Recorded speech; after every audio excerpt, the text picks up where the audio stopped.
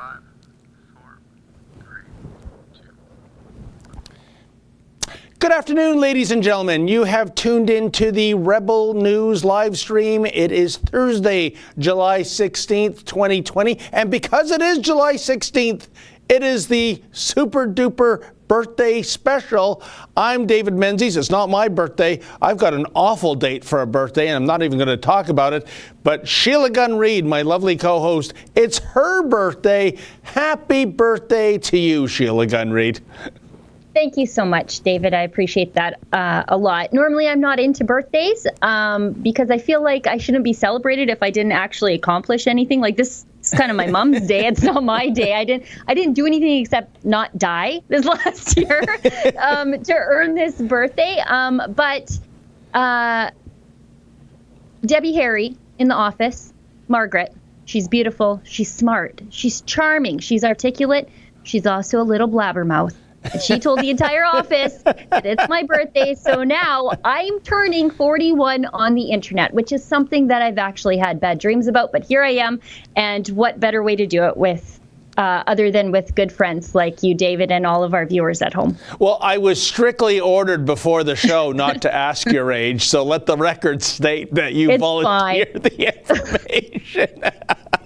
But anyway, Sheila, happy birthday. I hope you have many, many more. You are a gem. And folks, if you're just tuning in to the live stream for the first time, what we do here, Sheila and I, we're filling in for the big boss man himself, Ezra Levent. He's usually in this seat at this time, Monday to Friday, noon till 1. But on Tuesdays and Thursdays, Sheila and I give the boss a bit of a spell, a well-deserved rest. Yeah. And we talk about the issues of the day, and we take in feedback from the audience. And Sheila, this is your part where you start to talk about the difference between a chat and a super chat.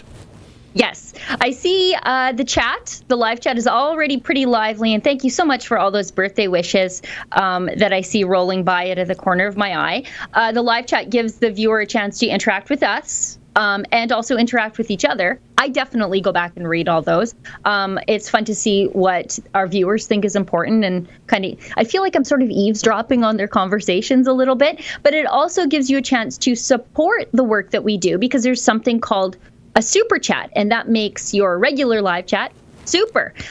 You can click on the little number or $ button at the bottom of the live chat, and you can donate some money there. And what it'll do is it'll highlight your question, comment, suggestion, or topic idea to the top of the page for a determined amount of time based on how much you donate. And I'll see it out of the corner of my eye. I'll read it. David and I will do our best to discuss it or address whatever it is that you want to talk about. If I miss it, Justin will let us know. He'll send me a Teams chat, please, Justin. We didn't talk about that beforehand, but please send them in Teams. And that's a great way for you to support the work that we do completely of your own free will, unlike what they do to you over at the CBC, where they just rob Canadians of $1.5 billion every single year to steal our stories and talk down to you. It is amazing, right, how we have this, I guess, direct deposit set up amongst all Canadians to CBC. It kind of reminds me, the one time I remember Canadians getting off their collective butts and acting with outrage, Sheila. I think it was 1994 or 95. It was when Rogers introduced negative option marketing, which was a brand new term for me. But do you remember they launched a bunch of specialty channels that nobody wanted? But they billed you for them anyways, and the deal was you've got to call Rogers to take it off your bill. And Rogers' offices were swamped. Their phone lines couldn't handle, the outrage. I guess it just says something. Don't get in the way of Canadians and their TV and their cable bill. But Sheila, that's a good segue into what we're going to talk about right off the hopper, and that is this ongoing WE scandal. I would like to think Canadians, much like they reacted 25 years ago to Rogers' negative option marketing, would also act with outrage because with every passing day, perhaps every passing hour, Sheila, this gets just darker and more ominous and egregious in terms of this so-called charity. And, you know, I know you did a commentary a day ago about this. I thought you really nailed it. Some of the more recent information, we've got Dr. Theresa Tam, of all people, linked to this. I see in the Toronto Sun today a story about the WE charity owning something like $47 million worth of property in downtown Toronto. I thought they were in the charity business. I thought they were giving out money to third world projects. Sheila, what do you make of some of the more recent revelations? And also, is Trudeau going to dodge the bullet on this scandal too? If history is any gauge of the future, then yeah, he definitely is. I mean, he dodged groping. He dodged the blackface scandal. Yeah. He dodged SNC Lavalin. He dodged the Agacon. There's so many, it's hard to list them all. So yeah, he'll probably dodge this too. This WE scandal, I mean, when you think about what Tides is, like the Tides Foundation, what it is to blocking Canadian oil and gas, it's this massive, I would suggest probably a bit of a money laundering operation to sort of obscure where the money is coming from and where it's going and what it's being granted for. That's sort of the same thing with, and I'm not accusing them of money laundering, but I'm saying that the amount of money going back and forth between the government and WE, it's a lot more than we even realized. And it's been going on for such a long time. And I think that's why Justin Trudeau thought, well, it's been going on for so long and it's been out in the open and nobody's bothered to look. And my mom has been speaking at their things and my wife speaks at their things and my brother speaks at their things and nobody said a word. So why can't I just pull the chute and put them in charge of this $1 billion student subsidy program and pay them $20 million to do it, because we've been paying them money all along. Yes. You referenced my story about Theresa Tam. In the 2 months that the world was pretty much aware that China had something pretty serious and terrible going on, especially in December, Theresa Tam's organization, the Public Health Agency of Canada, instead of preparing for a pandemic, replacing all the masks they threw out, they were doing business with WE and the charity arm of WE. I think it's $10 shy of the mandatory amount where these things have to go to open bidding for a contract. It was $10 shy of $25,000. So they just snuck in under the wire for undetermined analysis and consulting. I can't even tell what they did. And what would they be doing for the Public Health Agency of Canada anyways? It was 2 months worth of work. I don't see anything to show for it. The Public Health Agency of Canada should have been doing something else with their time anyways.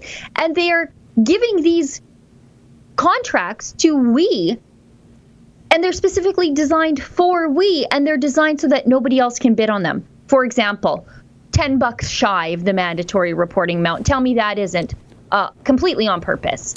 You know, that is downright shameful that they would just slice it by, well, I guess in theory they could be a nickel shy. We don't have the penny anymore, and they would qualify, Sheila. But, you know, it's a very mysterious cult-like organization. And you know, I've got to be very careful with my words, because one thing we do know about the brothers that run this charity, they, by the way, who I think are on some island right now, they have been just the invisible men, haven't they? You can't find the Kielburger brothers, but we know that they're extremely litigious. You know, if you get one comma right in regarding a story that you're doing about them, and you know, before all this scandal broke, Sheila, and I think we had a video more than a year ago, when you see these Me to We live events, and I think there was one in Toronto, the Air Canada Centre at the time, it's almost like a cult. They whip these young people into a frenzy.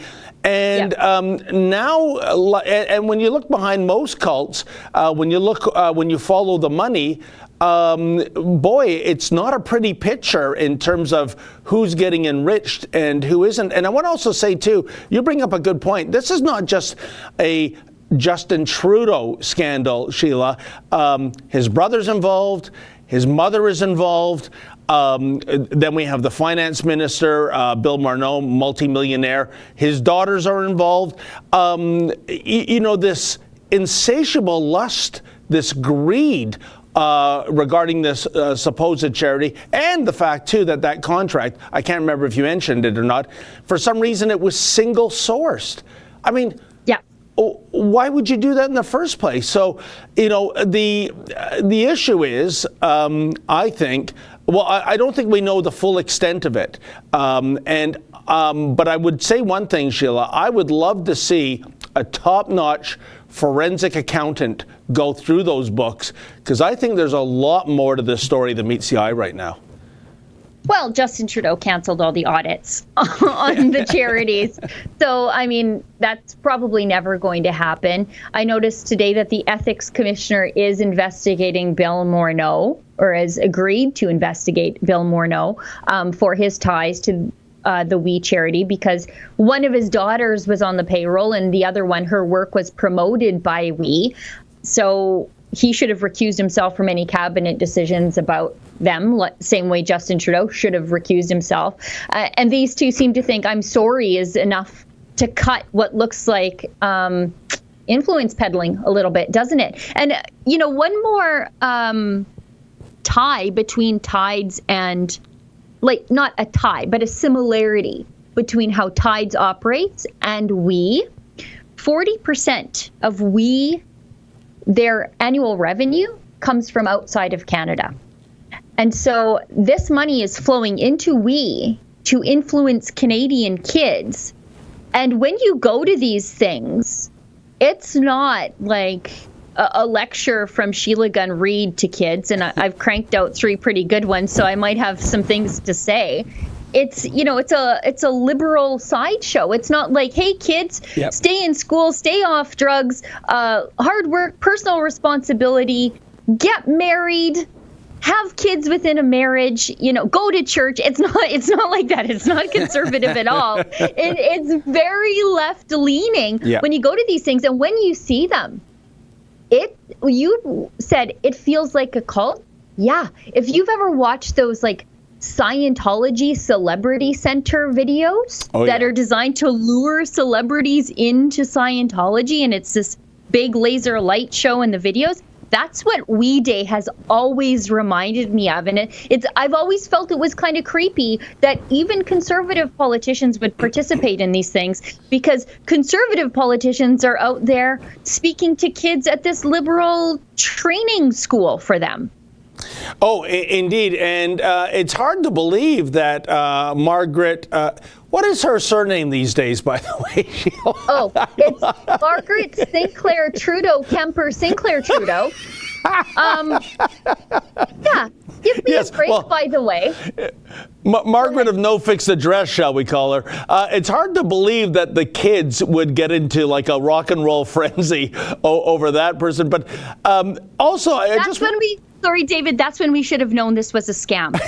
What teenager is like, oh my goodness, Margaret Sinclair Trudeau Kemper Sinclair Trudeau is speaking. Let's go down there and Snapchat it, or whatever the kids are doing these days. I mean, that's when we should have known this was a scam. There's no kid in the world excited about these things. My kids are definitely not. My kids are a little different. They're kind of conservative. But I think even liberal kids and like the social justice-y kids, they're like, who?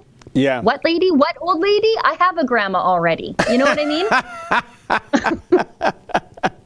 But, Sheila, too, the other thing about this that makes this a little sickening is that, to me, it looks like, with certainty, there's conflict of interest here, with Justin Trudeau, with Bill Morneau. But get a load of this, Sheila, as you know probably. the fine for being found in conflict of interest, $500? Are you kidding me? I'm sure Bill Murneau is shaking in his Gucci's right now, thinking he might have to fork over a check for $500 if found to be in a conflict of interest. I mean, that's ludicrous. Oh, yeah, he'll find that in the back seat of his Rolls Royce stuffed in. I don't know if he drives a Rolls Royce. But you know it's a Mercedes S-Class, of course. But anyways. Yeah, a drop in the bucket for these guys. It is quite ridiculous that this is, that Justin Trudeau thinks that a sorry is going to cut it. And we, by the way, they're like, oh, we're just going to cancel all the We Day events. It's all fine now.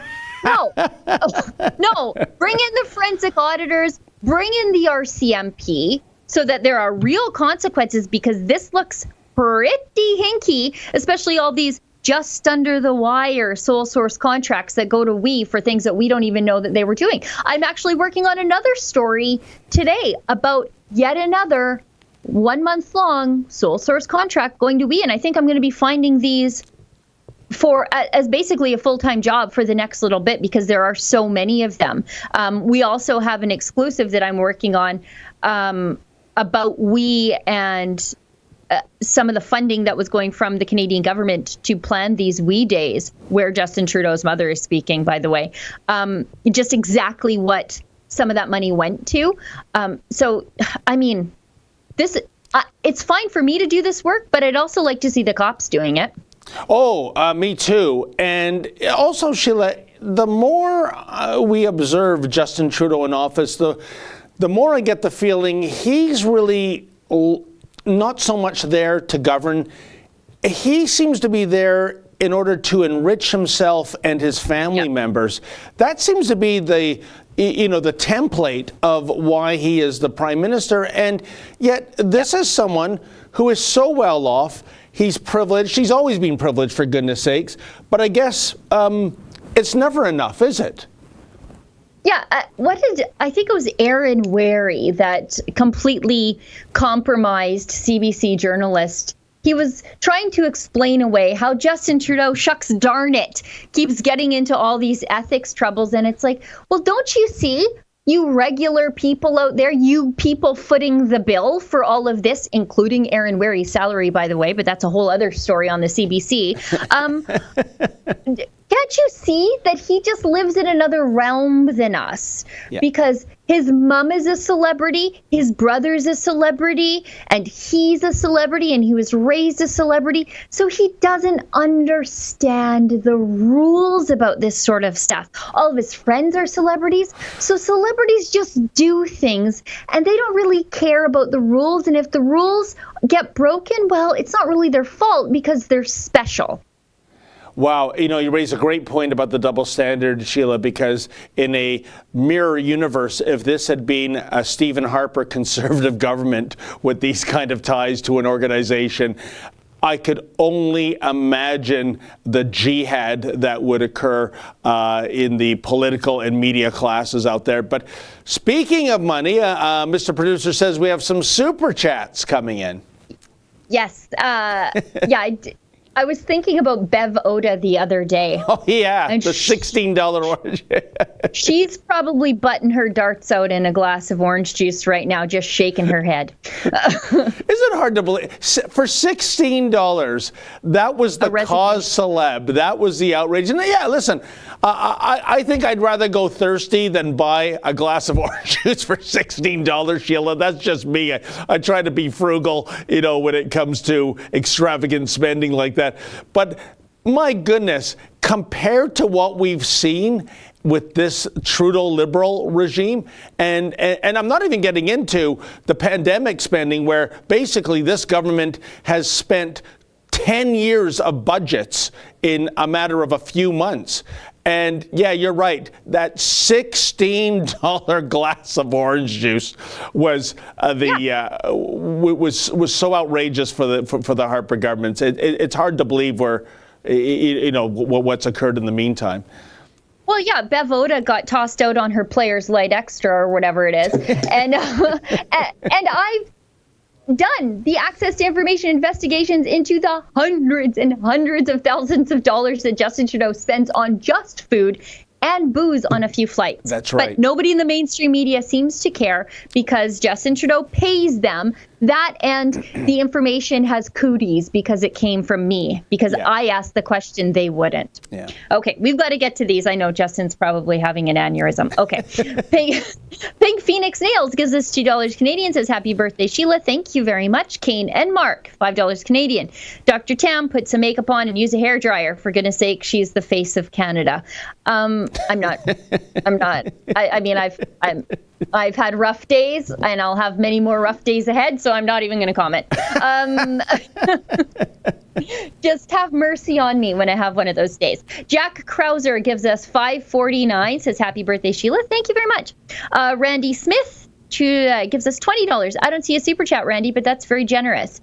Jack Krauser gives us $13.99. Quebec is mandating masks on Saturday. I'm thinking of moving. Which province has the least COVID restrictions? Well, I can tell you here in Alberta, our Premier, Jason Kenney, has said that he will not be mandating masks. However, he's made it really easy for us to wear them if we so choose. They're being handed out for free at Tim Hortons drive-thrus, McDonald's drive-thrus, A&W drive-thrus. So, I mean, they're everywhere. If you want a mask, you can get a mask. You can wear a mask. It's at no cost to you. And that's Jason Kenney's workaround because he doesn't want to make them mandatory. And I think that's the best way to do it. Make the masks readily available for people if they want to wear them so that you don't have a whole government going Karen and cracking down on people. You know, Sheila, that super chat just spurred an idea that I came up with right now. It maybe be interesting if we took a map of Canada and we did a color-coded, provincial, even municipal coloring of it based on the least freedom and the most freedom when it comes to Wuhan virus regulations. And I say that because, you know, here we have the mandatory masking coming in Quebec. And yesterday, my cameraman Mocha and I, we went to the city of Brampton, whose slogan, I think, is where fun goes to die. And that is being run by the mayor, Patrick Brown. The scary thing there is Patrick Brown, as many people know, was on the fast track to becoming the premier of this province. And thank God there was a palace coup. Say what you will about Doug Ford, but if we had Patrick Brown in charge of this province, I shudder to think where we'd be. But one of the things and that brought us there is they've opened up their soccer fields, their baseball diamonds, and we went to Sesquicentennial Park. That is home to 8 of the most beautifully manicured baseball diamonds I've ever seen for public amateur use. And on a beautiful summer day, Sheila, there were precisely 0 kids playing ball on those gorgeous diamonds. And what's the reason? Well, for starters, if you can imagine, you've got to get a permit. You can't just walk up and play. Secondly, when it comes to play, you can only practice. You cannot play a game. And you can only have 10 people on the field. That's a little problematic given that there's 9 people per team. But again, that's a moot point, isn't it, if you can only bring 10 onto the field. And if you dare disobey that, you are facing one of those $880 Wuhan virus tickets. The city of Brampton, by the way, I think is Canada's leader in handing those out. There was 1 week last month, Sheila, when they handed out 122 Wuhan virus tickets for $880. And sure enough, what did we notice lurking behind the diamond? A Brampton police cruiser keeping a dutiful watch on those 8 empty diamonds. What a disgrace. So I think if we're going to use the color red for the worst zones, that is a throbbing shade of crimson in Brampton, Ontario. And then we'll have to look and see where there is a opposite of Brampton somewhere in the country. I hope there is. Yeah, we should do a map. Wouldn't it be fun to be able to update that on the website every day? People would come to us and just to find out where the freedom was, like one of those terrorist threat level maps, like code red, orange, yellow, and green. I think Alberta would sort of be like the yellowy green. Yeah, like I can't think of a more, actually, when in the grand scheme of children's sports, a more socially distant sport than baseball. Like everybody's standing far away from each other. I think you get close to each other when you get on the bases, but it's not like rugby. It's not like hockey. It's not even like soccer. People are standing pretty far away. So yeah, I mean, just a bunch of fun burglars. Like, let the kids go out to play. It's gross. It's really quite gross. And like, I don't know how you can be happy as a politician that this is your legacy, that you were ticketing children for playing during the most frightening thing most of them have ever experienced, because little kids don't understand that the TV's lying to them. That's a good point too, Sheila, because I mean, talk about a consolation prize from going from potentially, and he would have been premier of the province, to the mayor of Brampton. Patrick Brown is about getting power for the sake of power, because he has nothing to do with Brampton. He has no connections there. He's a Barrie guy, Barrie, Ontario. And in fact, in one of his speeches when he was running for mayor, he addressed the good people of Barrie in the audience when he was in Brampton. He can't even get the municipality straight. I think that's the worst reason of all to enter politics. You just want power. And now, with this virus, as our boss, Ezra Levant, has said, Sheila, they've received a little taste of totalitarian power. And man, oh man, they really dig that taste, don't they? Yeah, if Patrick Brown, he'd run to be the dog catcher if it meant he was in charge of something. I mean, that's what he was doing. Anyway, let's more super chat, Sheila. Yeah, we've got to get through the super chats. I could drag Patrick Brown all day.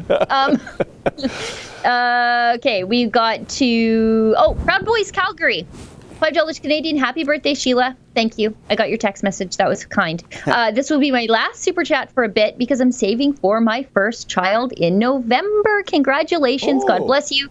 CCP must be destroyed. Join Proud Boys. Yes, raise that little Western chauvinist to defend Western civilization. Kane Enmark gives us $5 Canadian. Nick Cannon got fired for being a racist to Jews and whites. Well, he didn't get fired for being racist to whites, just Jews. I'm so happy he lost so much money. I knew he was a racist from the interviews with the Wendy show. I've never actually sat through an entire Wendy. I think it's Wendy Williams show. She's like a smiley face that with hair. Like I just have never watched it. I'm sure that she's a nice lady, but it's not for me. But bless you for doing the Lord's work, trying to watch the other side of the story. Igor McJazz gives us $5 Canadian. Happy birthday, Gun Show. Thank you very much. Hillary Waugh gives us $10. Just learned my public health department issued orders as of July 24th. We are to wear masks in all retail. The reason is to prepare for the second wave in the fall. Yeah.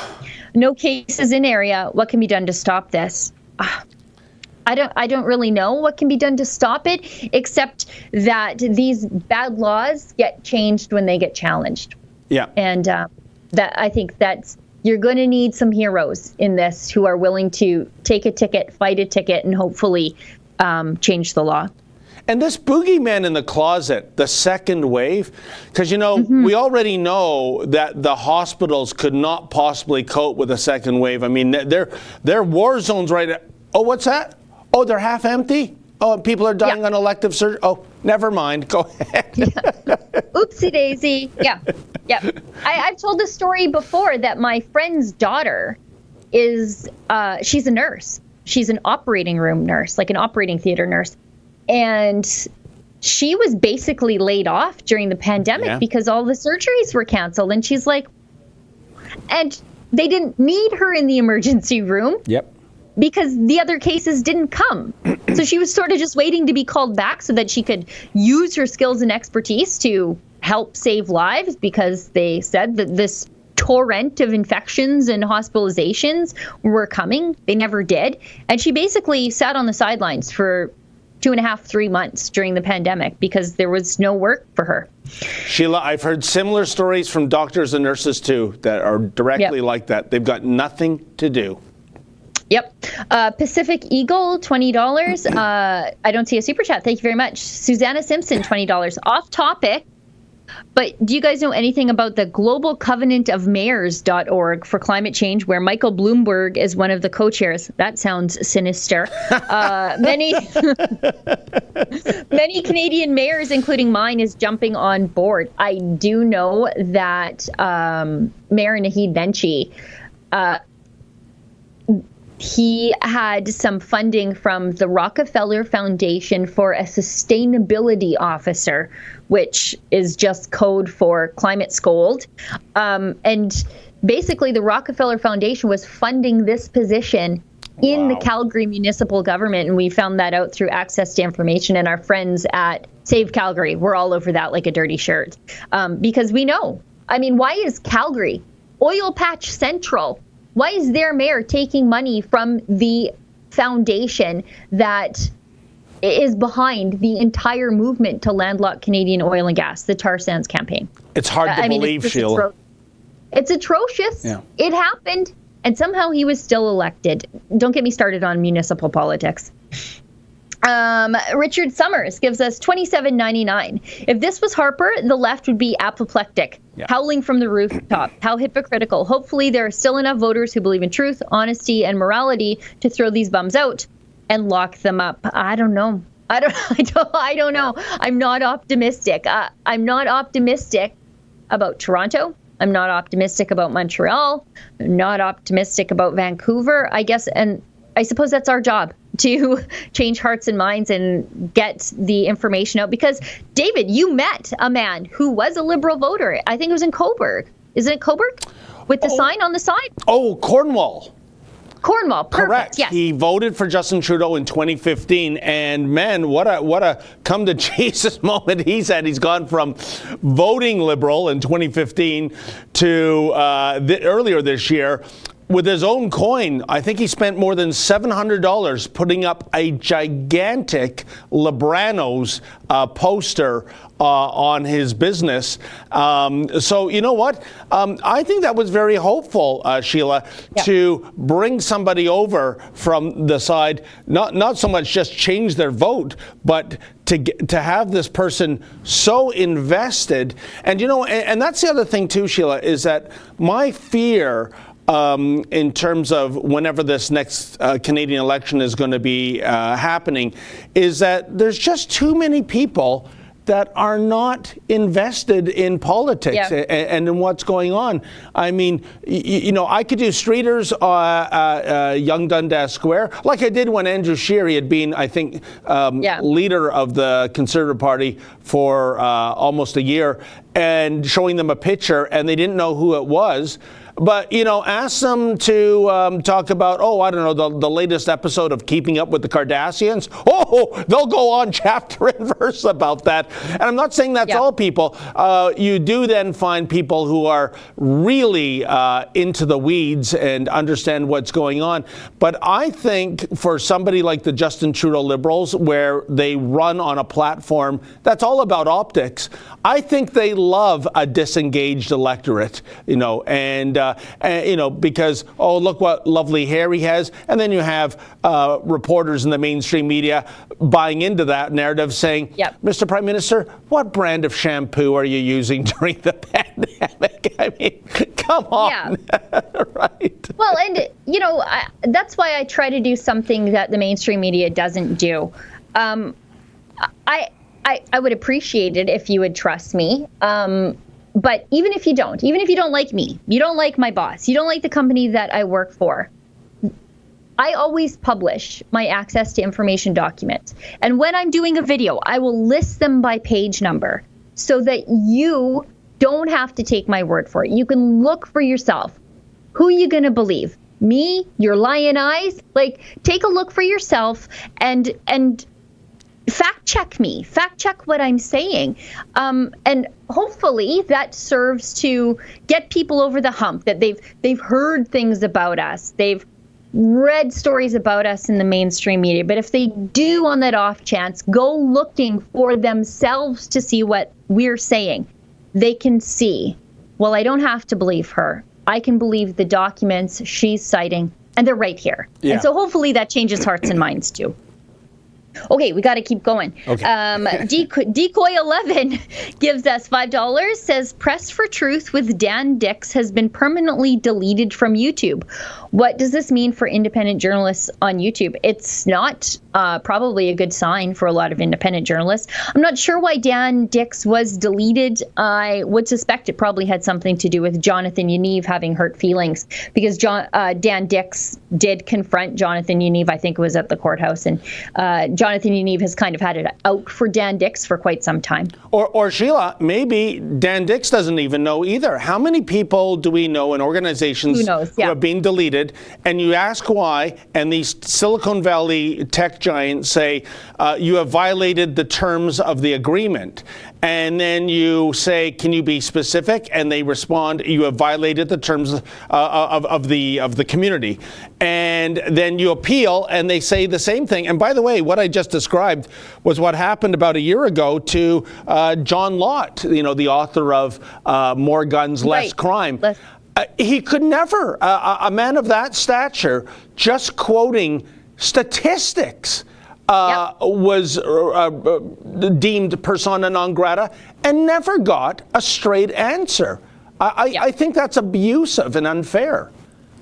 Well, that's why these people need to be trust busted into the next century by Donald Trump. And if he doesn't, he stands a chance of losing the next election. I agree. And he doesn't have a lot of time left to do it. Vito Anthony D gives us $10 Canadian. Happy 23rd birthday, Sheila. Tell David I love him. We do love David. Oh, thank you. I needed that. Don't ask me why, but I needed that. Keep going, Sheila.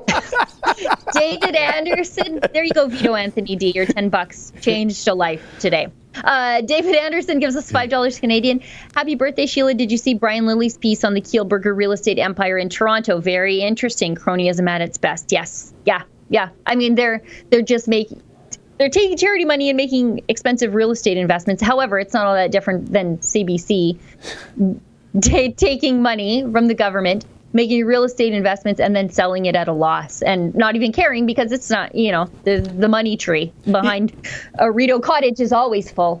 It's funny you say that. Yes, in Toronto, as we talked about before, the We Charity has something like $47 million in Toronto real estate. Yep. And about the CBC, folks in Toronto will know what I'm speaking of, but if you are visiting Toronto, go to Front Street, go to see the palatial Taj Mahal headquarters of CBC Toronto.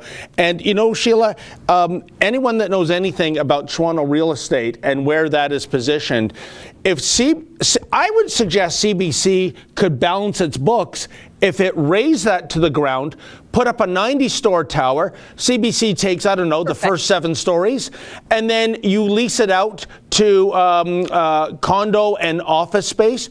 You would make a fortune. The CBC would make way more in the real estate business than in the broadcast business. But instead, it's this big Taj Mahal white elephant they have on Front Street. And the way they can get away with it is because they have the safety net of the taxpayer-funded $1.5 billion a year. If you really had private sector people that were concerned about the fiscal wherewithal of that corporation, you could wean them off those tax dollars instantly. It's just a matter of political will, Sheila. I want CBC to be working out of tents in Nathan Phillips Square. That's my ideal world. Alrighty, let's keep going. Marcus Marcus Starr gives us 279, said, they say it's your birthday, insert Beatles song. Ha ha ha. Very funny. Very, very funny.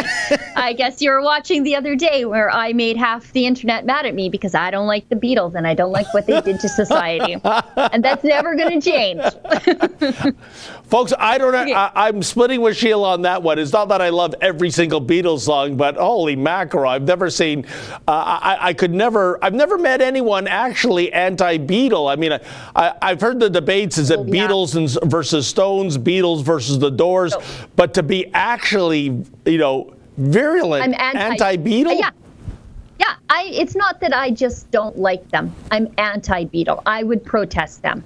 I'll protest them after we get off the air. Is it the music? Like is it the lyrics? Was it I mean, you mentioned their hippie lifestyle. I'm not into that either. Yeah. I liked it better when they were clean cut and wearing suits. But what is it about the Beatles? How could you hate all Beatles music? Have you ever listened to the lyrics of Imagine?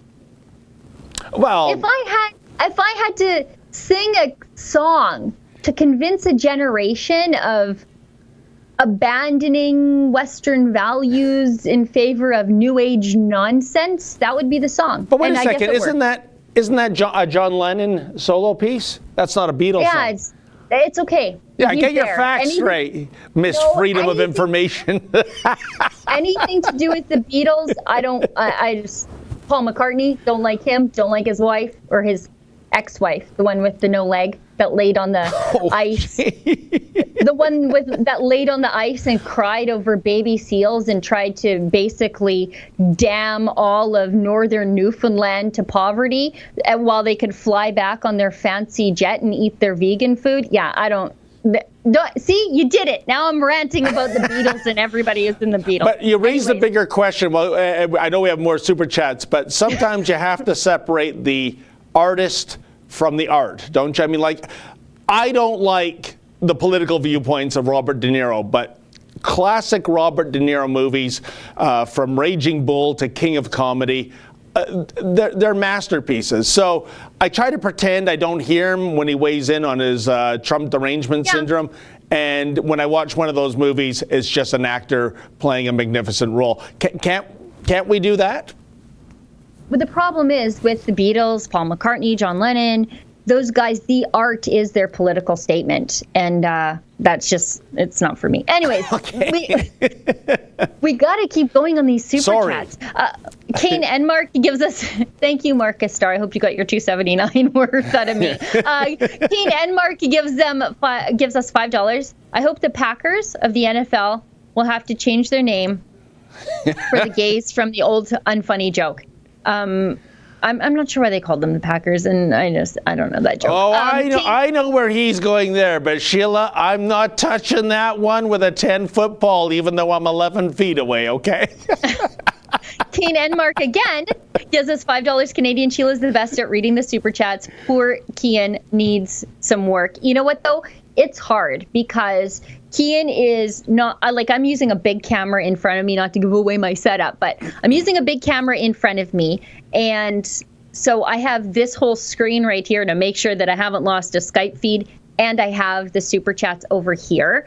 Kian's got to read them on the computer webcam that he's talking to. So he's looking at the computer, he's looking at the webcam, and he's trying to catch the super chats as he's going by. So I think he did an incredible job. I couldn't do it. And it's tough. It's tough even to do it right now. You lose track of where you are and everything starts to look the same after a while. And I am 41. My eyeballs are not what they used to be. And I have not updated my eyeglass prescription in a few years, so I know it's not right. So yeah, Kian does a great job. Yeah, he really does. It's hard. And absolutely, Sheila, I couldn't concur any more. People of our age, we have to be careful of how we Our age. You're the next generation from me. Carry on. Let's not get crazy. Okay. Crystal Lamont gives us $5 Canadian. Happy birthday, Sheila. David, I listened to April Lejeune's interview. Norm Traversy mentioned you and said you did not cover his march. American Embassy, July 4th. Well, Oh, July 4th. Well, we were, I'm wondering if the dates are wrong there. We were in Ottawa on July 1st. I thought that was when maybe there was a second march. And the long and the short of it, Sheila, is that I could not be in two places at one time. We were at the Freedom Rally on Parliament Hill for more than 4 hours.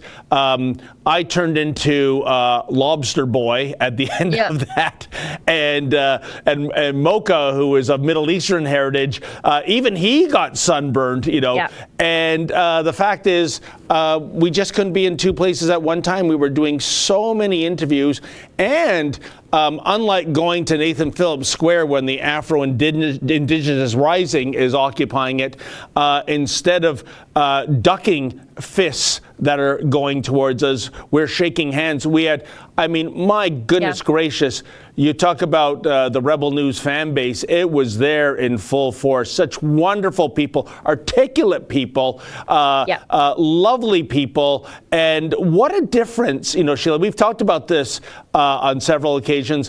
When you go to a protest staged by the right versus the left, it is a quantum difference, isn't it? And if anyone's going to say, well, yeah, you're right of center media, of course they're going to love you. No, no, no. When you see CTV and CBC show up, do you think these people shove them and spit at them and throw Gatorade on them and throw bottles off their head? No, they don't. They might not like them, but they're still civil and polite to them.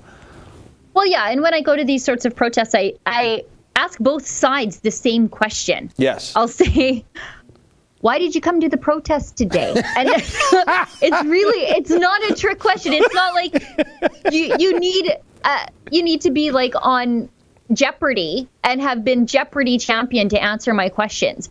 Why did you come to the protest day? And usually the people on the right will list how their constitutional rights are being tromped on, how things don't line up with the science, whatever the issue is that brings them there.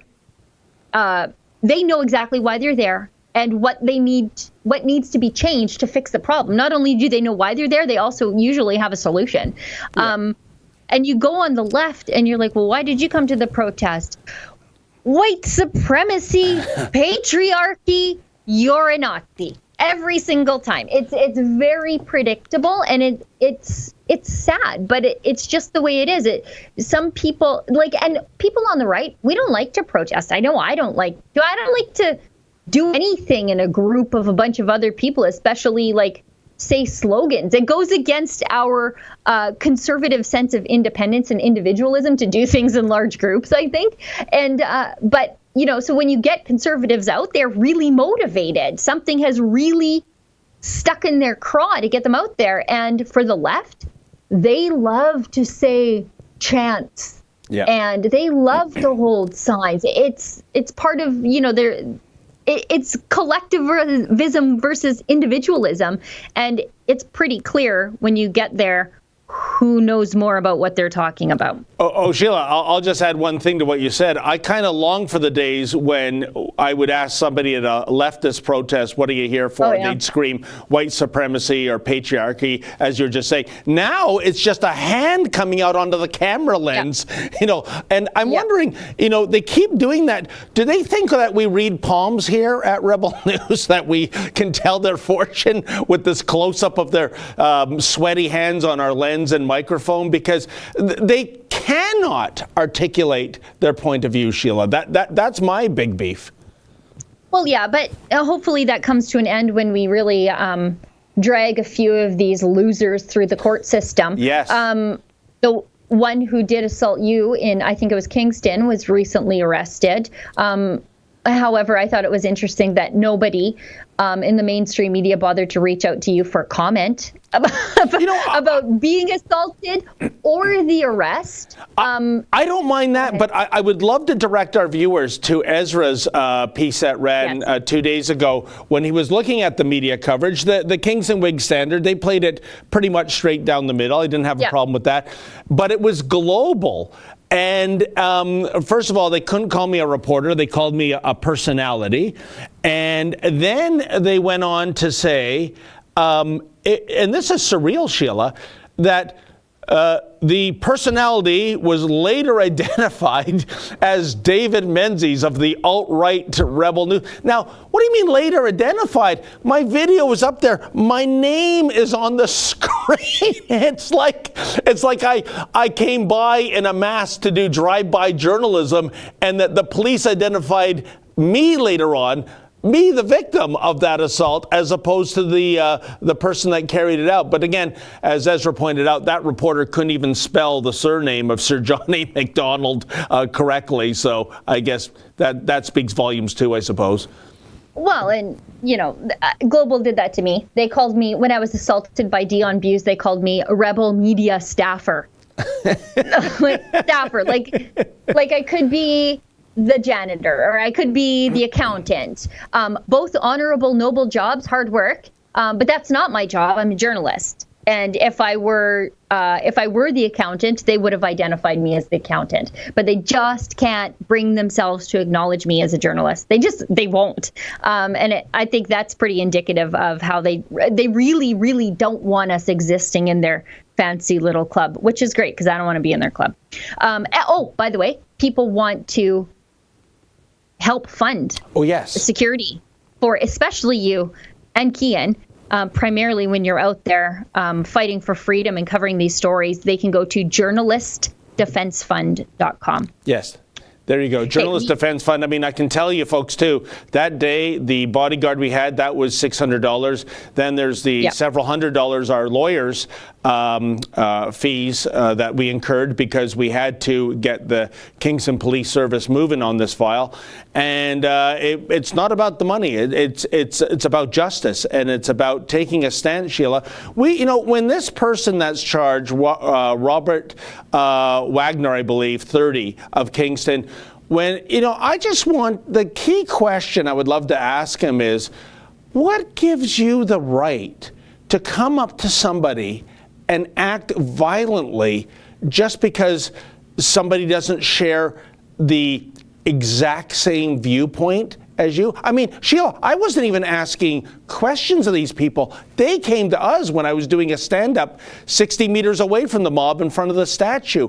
And one last point on this. This was billed as an anti-colonialism rally.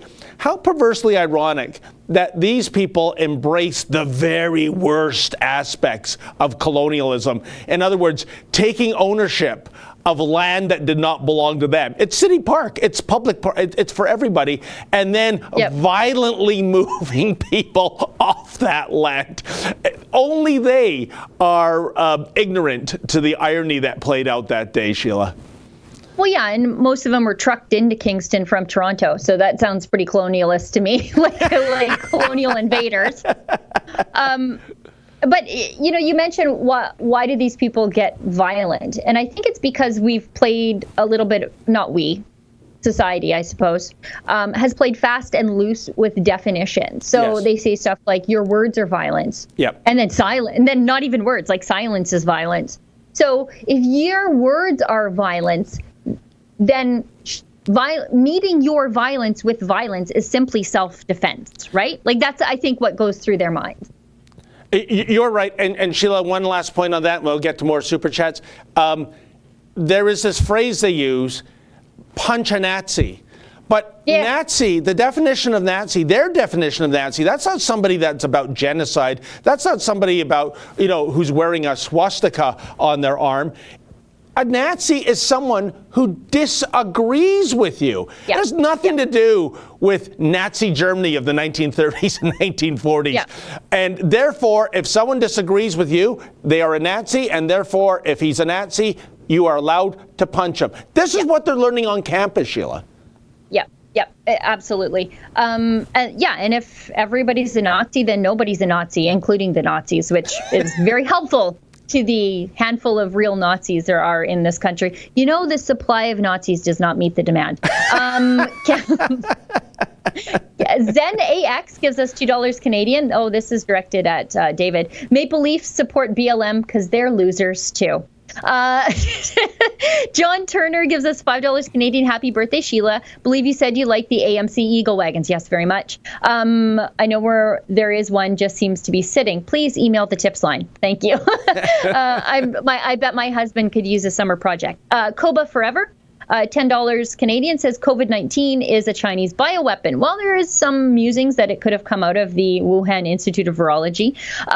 Dr. Ralph Barrich, man-made SHC-014 and China stole the virus, added the HIV-S protein DNA for high transfer rate and released.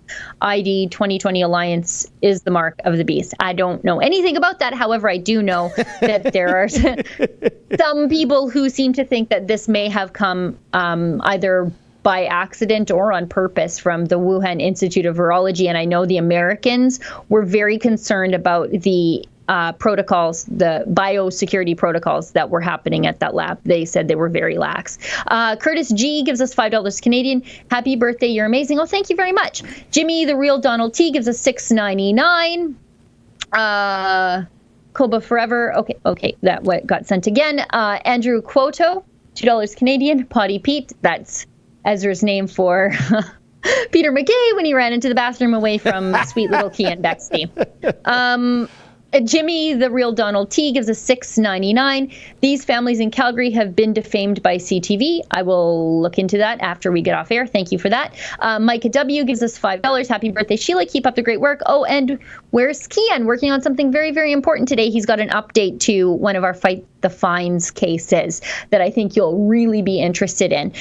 You can watch for that on our Rebel News YouTube page, or you can go to fightthefines.com later on today, and you can see that, and you can also donate to help some of our other cases where we're fighting these egregious and onerous COVID violations. Yes. And I see Koba Forever sends his comment again. Thank you very much. Sneaky Beaver gives us $5 Canadian. Hello, guys. What do you think about cancel culture? What do you think about Quebec celebrity Marie-Pierre Morin getting canceled hardcore? Check by who? I forget who canceled her, but you know what? I don't like cancel culture, but I'm happy to see it happen to a bunch of lefties because that's the only way it's probably going to end. They can all just cancel themselves into next year, and people like me and David are just going to keep doing our jobs. They can fight over who's the worst racist and who's the worst sexist all day long. I don't care. I'll do my job. Yeah, don't you find it, though, odd, Sheila? I did a piece on this a couple of days ago that it's very, pick and choose who you cancel on the left, isn't it? Nora Loretto, for example, who 2 years ago authored that odious tweet about the only reason there was such an outreach to the GoFundMe campaign for the Humboldt Broncos was because they were young, white, and male. By the way, she was inaccurate about that statement because the trainer was female who died on that horrible bus tragedy. And some of the kids were Indigenous. Yep. And yet she got a gig a couple of days ago where she was speaking to the white members of the Public Service Association of Canada about combating racism. And this is from someone who is a racist, a sexist, and an ageist herself. Yep. And this is because it's a public sector union, someone getting our tax dollars in order to pontificate like that. That's a disgrace. I wonder why she's not canceled. Anyways, I think you have more super chats, Sheila. We do have more super chats, but I think before we get to the end of the hour and start losing people from the live stream, maybe we should tell the viewers what I was up to and why I had to get up at 4 a.m. Oh, yes. That's right. drive south of Leduc, south of where I live. Of course. The cops came, but that's a side story. What I was doing this morning, our big, beautiful Greta Inc. billboard came down this morning at 6 a.m. And our brand spanking new ChinaVirusBook.com. Look at that. billboard went up, and it is beautiful. It's so bright and so big, and I think it's going to get 1.3 million monthly impressions. It's on Highway 2, so that's the major artery between Edmonton and Calgary, Alberta's busiest highway. Tons of people are going to see it. It's the summer travel season. Lots of people are opting to stay within Alberta for their summer holidays just because of the coronavirus. And so tons of people are going to see this, and it's going to send people to the book. And if Amazon rebans the book, because it looks like they banned us and then they unbanned us, and so chances are, I think, pretty good they'll probably reban us. But in the meantime, this will direct people to a place where they can get the book, both as a digital download, a direct download from us, and there's an Amazon link there. And we are sort of have a backup plan with a free speechy kind of publisher who will publish hard copies of the book for us in a pinch. But if people want to donate to keep that billboard up there, because the billboard is expensive to have up there, it's over a couple $1,000s a month, plus we have the sign, plus graphic design, they can do that too there. The website is ChinaVirusBook.com. And you know what a beautiful picture that was. I mean, first of all, Mike here at Rebel, I thought he did a fantastic job as always on that that color scheme of the red, black, and yellow, and then you've got the beautiful Alberta blue sky, and then the green grass, and even those brown cows walking by. Strolling by. That's worth framing, right? You know, this job takes me strange places. Yeah, I was waiting on the sign guy to get there. Yes. And he was running a little late. He's actually always pretty early, but he was running a little late, so I was pulled over off the highway, sitting in the ditch with my flashers on, and the cops came up just to make sure that I was okay this morning, and that I wasn't up to no good, or that I didn't need any help, which I think is a pretty good reason to be checking up on somebody. But yeah, there were lots of cows in the field this morning. Okay, let's keep going because we're past the hour, and we gotta finish these because everybody's so generous because it's my birthday. Crystal Lamont gives us $2 Canadian. Oops, July 1st. I'm too Americanized. You must mean the Norman Traversy question from earlier. Fraser McBurney gives us $12. Protest march mask from Hamilton City Hall to Jackson Square meeting this Sunday, 12 noon, rain or shine. This is a fun event. Bring your signs and kids. Happy birthday, Sheila. Oh, thank you very much. And Koba Forever sent his super chat a fourth time. I promise I'll look into that. Kenton Friesen gives us $25 Canadian. I don't see a super chat, but that's very generous. Thank you. Copa Deseo gives us Norwegian krone. They don't let you watch YouTube in North Korea. 22 of those anyway. Says the only Beetle worth the dough has 4 wheels. Exactly. Jack Krauser is a $6.99. The Karen at the store called the cops on me because she thought I didn't wash my hands, but I did. Yeah. Power hungry Karens. This is their time. This is their time. Cole gives us $5 Canadian. I just turned 18 and can't wait to vote. What would you suggest for people like me who are against mandatory masks? Happy birthday and God bless. I guess move to Alberta. That's my advice. Abu Baker Alpuff Daddy, $25 Canadian. Hey, thanks. Thank you. Happy birthday, Sheila. Here's to your happiness and health, peace and prosperity for you and your family. Thank you so much. That's very kind. You're always so generous, and I appreciate that so much. John Veldkamp, holy moly.